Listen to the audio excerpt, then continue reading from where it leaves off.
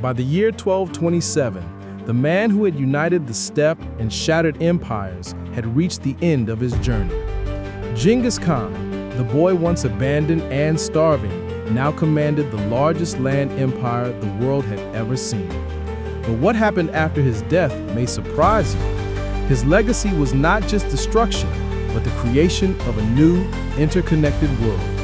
Mark, before we dive deeper into his death, can you paint the picture of just how massive this empire was by 1227? I think our listeners need to truly grasp the scale we're talking about. Absolutely, Anna. Picture this. By 1227, the Mongol Empire stretched from the Caspian Sea to the Sea of Japan. That's roughly 9,000 miles across. It encompassed modern-day Mongolia, most of China, Central Asia, large parts of Russia, Iran, Afghanistan, and chunks of Eastern Europe. We're talking about 16 million square miles. That's roughly 22% of the entire world's total land area. To put that in perspective, that's larger than the entire continent of North America. That's absolutely mind-boggling. And what about the population under his control? The population estimates are staggering, Anna. Historians believe that at its peak, the Mongol Empire controlled the lives of over 100 million people. And that's in a world where the entire global population was only around 400 million. That means one man effectively ruled over 1/4 of all humanity. Think about that. Every fourth person on Earth lived under Mongol authority. And here's the kicker. This was all achieved in just 21 years, from 1206 to 1227. No empire before or since has conquered so much so fast. But Mark, how did he actually manage to control such a vast territory? I mean, this was before modern communication systems, before railways, before anything we'd recognize as modern infrastructure. Brilliant question, Anna. This is where Genghis Khan's genius really shines. He created the most sophisticated communication system the world had ever seen, the yam. This was a relay system with horse stations positioned every 25 to 30 miles across the empire. Mounted messengers could cover 200 miles in a single day. Compare that to European systems where messages crawled along at maybe 50 miles per day. The yam was so efficient that a message from Beijing could reach the western edges of the empire in just a few weeks, absolutely revolutionary for its time. That's like ancient world internet. What other innovations did he implement? He was incredibly forward-thinking. He created the world's first international passport system, the paisa. These were metal tablets that granted safe passage and showed your status within the empire. He established religious freedom across all territories, unheard of in medieval times. He abolished torture, protected diplomats, and even created diplomatic immunity. Most remarkably, he promoted people based purely on merit, not birth. A Mongol commoner could rise to govern Chinese territories if they proved capable. This was pure meritocracy in an age of rigid social hierarchies. So he wasn't just conquering, he was building the infrastructure for a functioning global empire.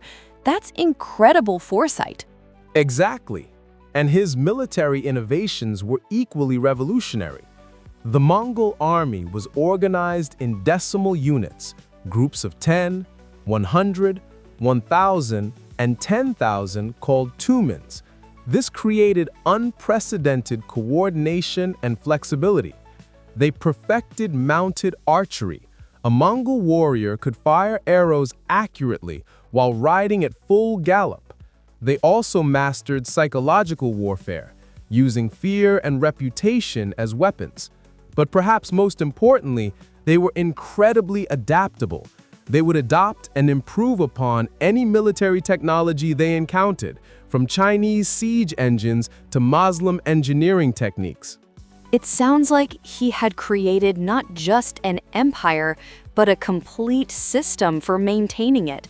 What about intelligence gathering? Anna, the Mongol intelligence network was centuries ahead of its time.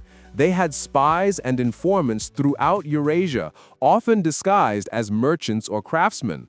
Before attacking a city, they would gather detailed intelligence about its defenses, leadership, and even internal politics. They knew exactly which cities might surrender without a fight and which would resist. This intelligence network also helped them track trade routes, monitor rebellions, and maintain control over their vast territories. It was like having the CIA, the Postal Service, and the Internet all rolled into one medieval system. So by 1227, he had built this incredible machine of empire.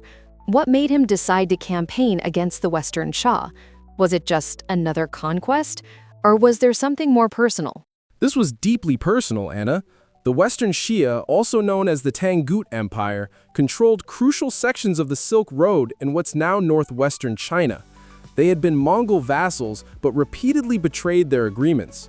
When Genghis Khan called for troops to fight the Khwarezmids, the Tangut king not only refused, but reportedly said something that infuriated the great Khan. If you haven't the strength to attack your enemies, why did you become emperor? This was an insult Genghis Khan could never forgive. At age 64, despite his advanced years, he was determined to make them pay for this humiliation. So this was a war fought partly out of wounded pride? And during this campaign, did he know his time was running out? There are fascinating historical accounts suggesting he did sense his mortality, Anna. Before this final campaign, he had already been making detailed succession plans. Unlike most medieval rulers who left succession to chance or eldest sons, Genghis Khan spent considerable time evaluating each of his sons' abilities. He knew Jochi was estranged and might not be suitable. Chagatai was too headstrong and harsh. Tului was capable but perhaps too fond of drink. Ogede, though not the eldest, showed the diplomatic skills needed to hold the empire together. This wasn't just nepotism. This was strategic planning for the future of the known world. So even as he pursued his final conquest, he was preparing for a world without him. That's remarkable strategic thinking. Now, what happened during that fateful campaign? You mean even after his death, his empire didn't collapse? Exactly, Anna. It expanded, thrived, and reshaped history for centuries.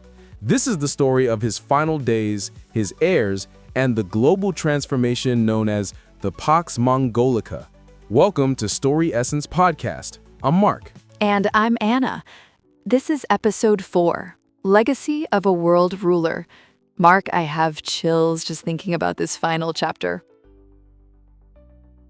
Picture this, Anna. In 1227, during a campaign against the Western Shia dynasty, also called the Tangut, Genghis Khan fell ill. Some accounts say it was a horse riding accident, others suggest illness, maybe even battle wounds.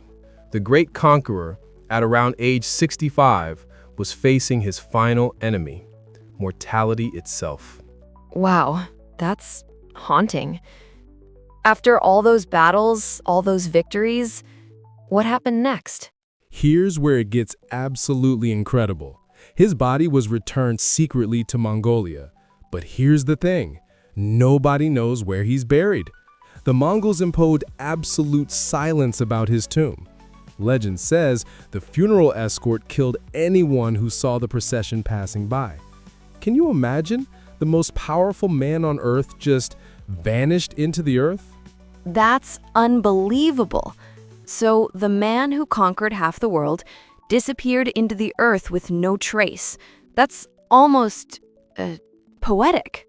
Mark, the fact that we still don't know where he's buried after 800 years is incredible. Have there been any serious attempts to find his tomb?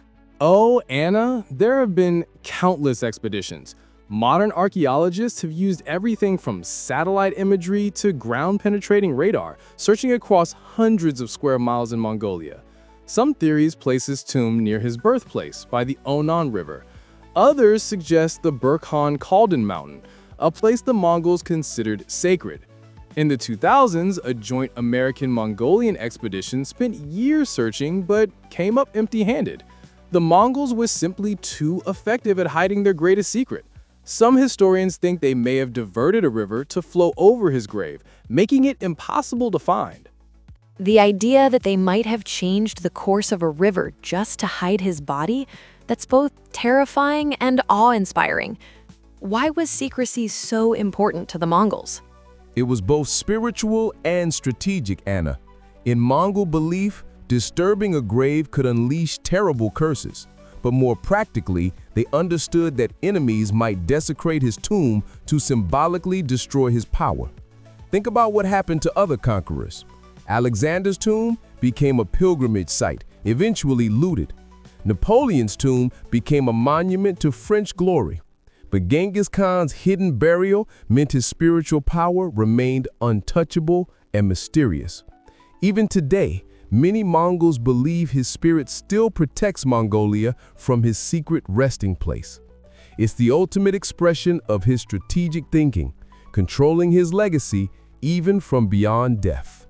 It is poetic, and here's what's even more remarkable. His death didn't spell the end of the empire. It was just the beginning of something even greater. You see, Genghis Khan was a strategic genius, even in death.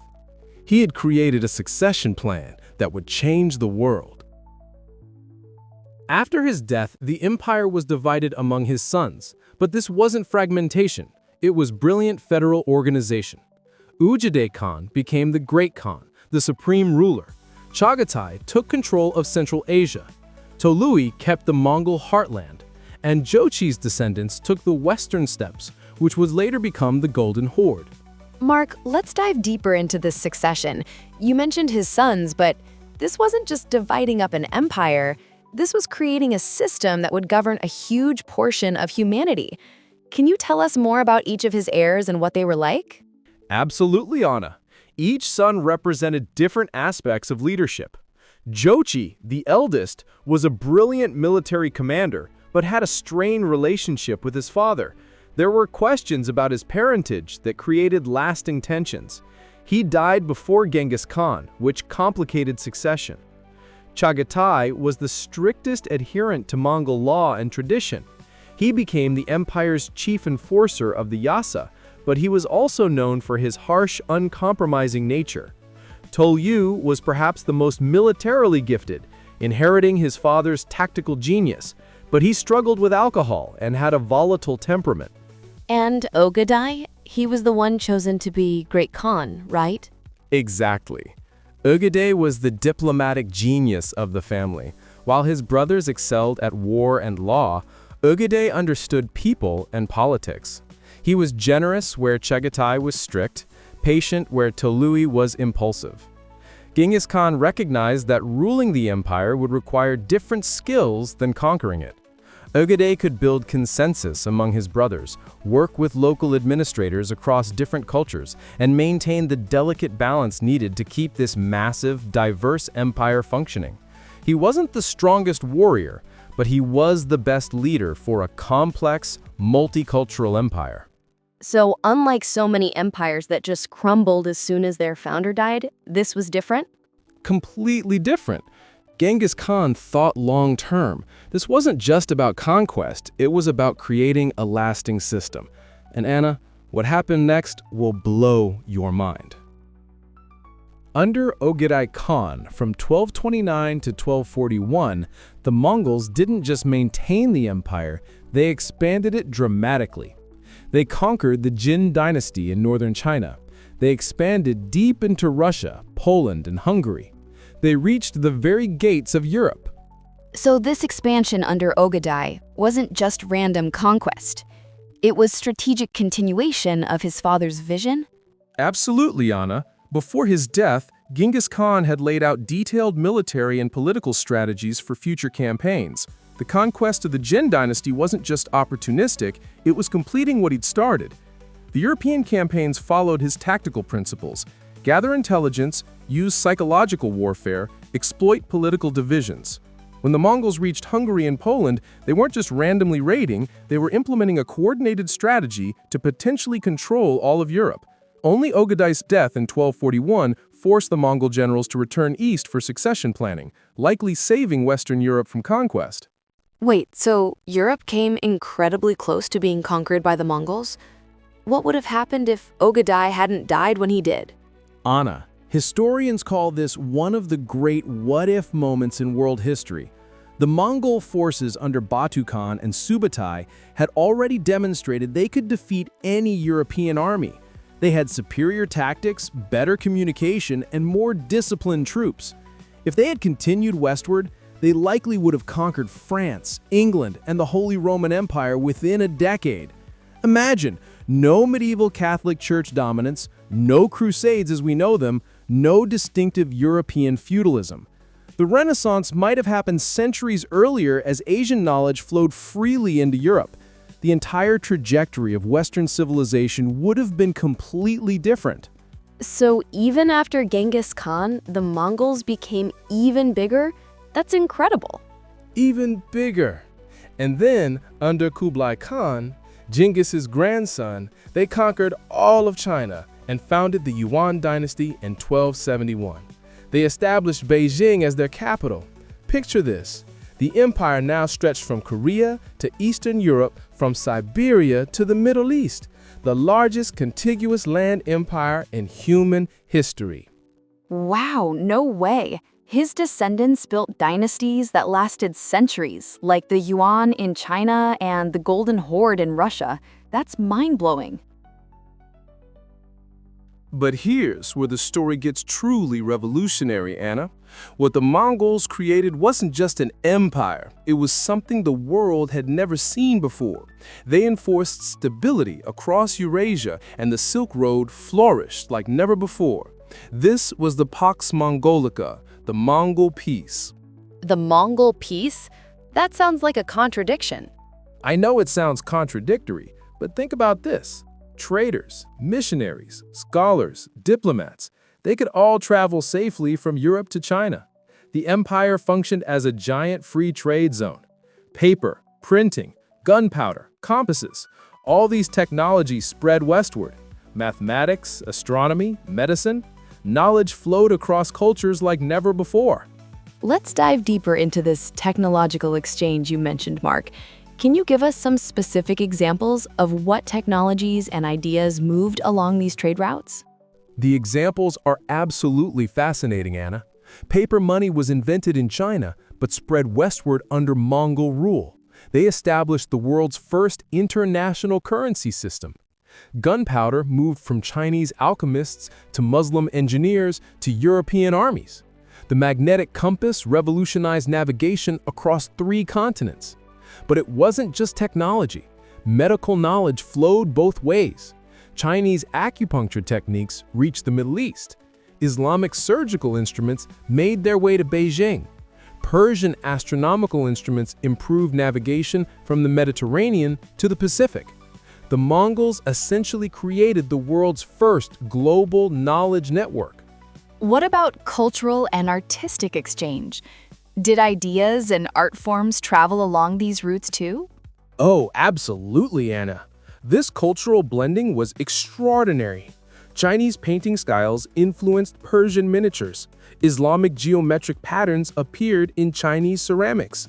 European musical instruments reached the courts of Beijing. The Mongols themselves became great patrons of arts from all cultures. They collected the best craftsmen, musicians, and artists from conquered territories and brought them together in their capitals. In Karakoram, you could find Chinese poets working alongside Persian scholars, Arab mathematicians collaborating with European engineers. It was like an ancient version of an international university. Food culture spread too. Pasta techniques may have traveled from China to Italy during this period. And what about religion? How did the Mongols handle the incredible diversity of beliefs across their empire? This is one of the most remarkable aspects of Mongol rule, Anna. At a time when religious wars were common, the Mongols practiced unprecedented religious tolerance.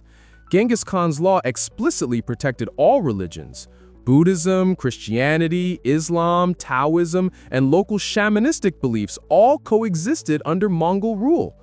Mongol Khans often consulted with religious leaders from different faiths when making important decisions. In fact, many Mongol courts had official positions for representatives of various religions. Kublai Khan had Christian advisors, Buddhist monks, and Islamic scholars all serving in his administration simultaneously. This wasn't just tolerance, it was active religious pluralism. So in a way, globalization started here? That's fascinating. Exactly. And here's the perfect example. Marco Polo could only journey safely to China thanks to Mongol protection. These connections would later fuel the European Renaissance. Weatherford argues that Genghis Khan was truly a pioneer of the modern interconnected world. Can you listeners imagine that? The foundations of our global economy, our interconnected world, it all traces back to the Mongolian steppes. But Anna, every great story has its dark shadows. The same networks that spread trade, knowledge, and culture also spread something far more sinister. Oh no! What happened? Disease. The Black Death of the 14th century likely traveled along those same Mongol trade routes from Asia to Europe. This pandemic devastated populations, but here's the twist. It also reshaped European society and accelerated change. Even progress comes with unintended consequences. That's haunting. So even his legacy had unintended consequences. The networks that brought so much good also brought devastation. But the transformation was profound and lasting, Anna. In Russia, Mongol rule influenced administration, taxation, and military systems that lasted for centuries. In China, the Yuan dynasty introduced new cultural exchanges, infrastructure, and cosmopolitanism. In the Islamic world, Persian and Arab scholars exchanged knowledge with China like never before. And Europe got access to new ideas, goods, and technologies. The Mongol Empire was literally a bridge of civilizations. A bridge of civilizations. I love that phrase. And this brings us to something revolutionary. For centuries, Western history painted Genghis Khan as nothing but a barbaric destroyer. But Jack Weatherford completely re-examined this narrative. What did Weatherford discover? You saw Genghis Khan as a unifier of tribes, a lawgiver who created the Yasa, the Great Law Code, and a globalizer who enabled cultural and economic exchange on an unprecedented scale. Yes, his violence was undeniable, but so was his role in building the first truly global system. He destroyed old barriers, but he also created new connections.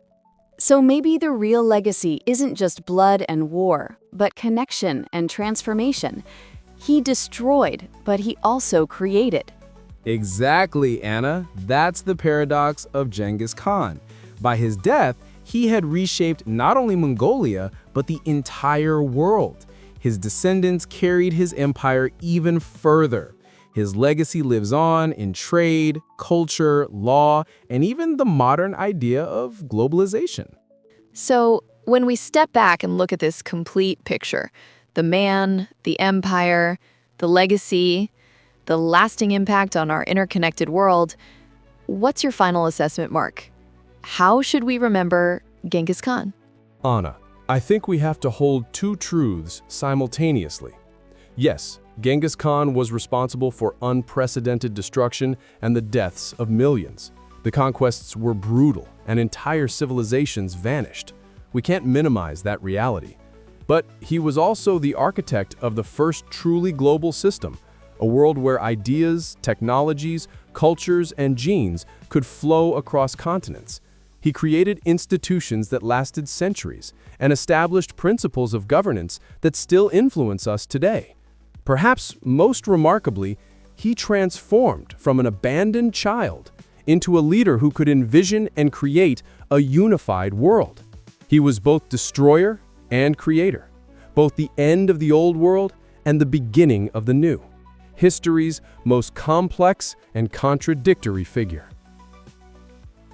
From an abandoned boy on the steppe to a ruler whose shadow still touches our lives today, that's Genghis Khan.